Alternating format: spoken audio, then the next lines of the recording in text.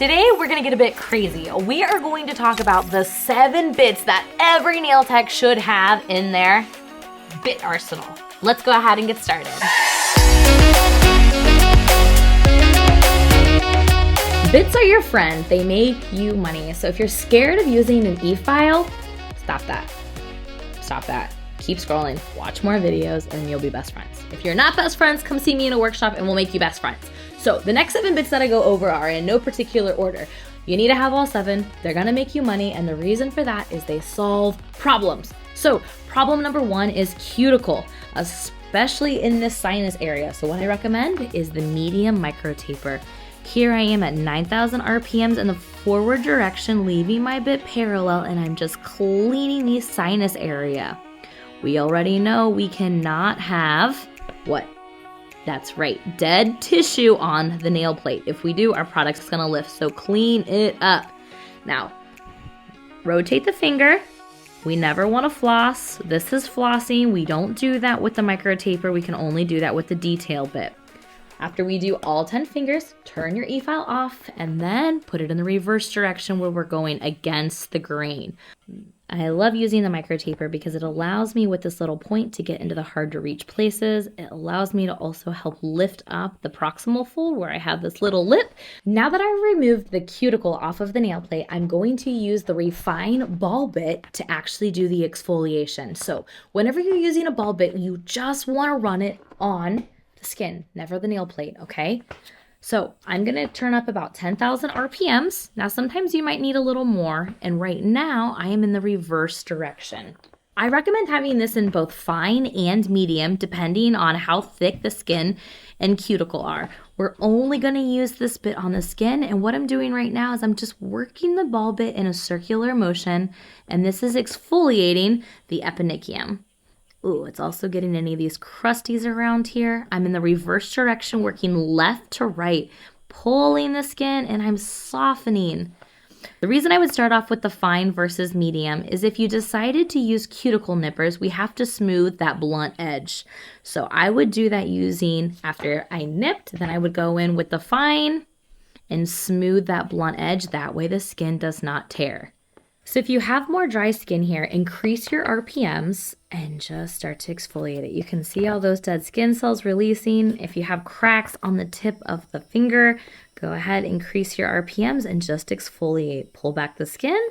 When the skin starts to look pink and shiny, that's when the client's skin has had enough. So go ahead, turn off your e-file and continue to move the service forward. Remember, I'm not doing any order of my favorites, but since we're talking about the skin right now, I'm going to show you number 3 must-have bits for all nail techs, and that is the polisher.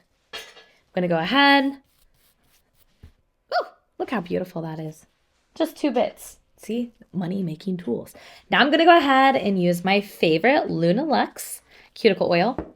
So many reasons to love this product, but mostly that it is high hydration and moisturizing for the skin and nail plate, and it smells fantastic.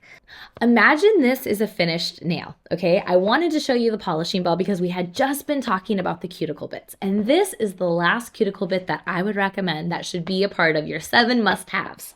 So I'm going to recommend using the polishing bit between 18 and 20,000 RPMs. Now you have to make sure that the oil, ooh, that's exactly what we want to see. We want to make sure that the oil is nicely coating the nail, including the skin as well as the nail plate. We're going to use that oil with the polishing ball and start to work it in. And this is what you should see. Just additional dead skin cells just coming right off. Look at that. It looks absolutely beautiful. It's nice and hydrated. Those would be 3 out of the 7 bits that I would recommend. All right. Best part is they smell like oatmeal cookies. Oh, yummy, yummy, yummy. Okay, let's go ahead and move on to the other 4 bits that I recommend that will make you more money and work smarter. Product removal is the most important part of the service. And the reason for that, this is where it can make you or break you with time. So I'm working with the Safety Smooth Top Tapered Barrel at 25,000 RPMs or more. There's multiple ways that you can start to remove product. Some people prefer to start reducing the thickness around the cuticle area and working the barrel down the nail like so. Remember, carbide only cuts in one direction. You should not be rocking the bit back and forth like that, as you will just create uneven cutting surface. You can also, whenever you're removing product, you can also drag, which actually tends to be my favorite process for removal. What I like about this bit is that I still have a lot of visibility around the tip, but it's nice that it's also round. I can remove lifting while making sure I can get close to that cuticle area without cutting my client. The taper also helps me as the nail naturally tapers. So I tend to really like bits that have a taper, since the nail usually flares out more and becomes more tapered the closer it gets to the proximal fold. Now, if you also want to remove your length, you just set your angle, and just like that, you just take it down. One of the top 7 bits to have is our Erica's adjustable mandrel. This is different than other sanding band mandrels because of these little O-rings. You lefty-loosey, which contracts the little O-rings, and then you righty-tighty, which expands them. This way you get a true hug for every sanding band, because sanding bands need hugs. I guess they do. So I'm going to go ahead, loosen that, push my sanding band right onto the adjustable mandrel and tighten it. The product that I had on my nail plate was Builder Acrogel. So you're still going to see some of that shiny because that is built into my base. But I'm going to go ahead and run my E-file with the sanding band at 4,000 RPM, and I'm just going to etch that regrowth area. What I'm also going to do is I'm going to look at the rest of my enhancement and see if there's any base breakdown. If there's base breakdown, then I'm just going to gradually go right over it, just like I'm petting a little kitten, and just tap, tap, tap, tap out any lifting, just like that, roughing that area. And since I'm running so low, I can get close to the lateral fold and proximal. Perfect. See how everything is nice and etched up and not buffed? Like where it's smooth, you can actually see some of that texture. I really focused here on the regrowth area, and that is the reason that I love the adjustable mandrel, because every sanding band can get a true hold.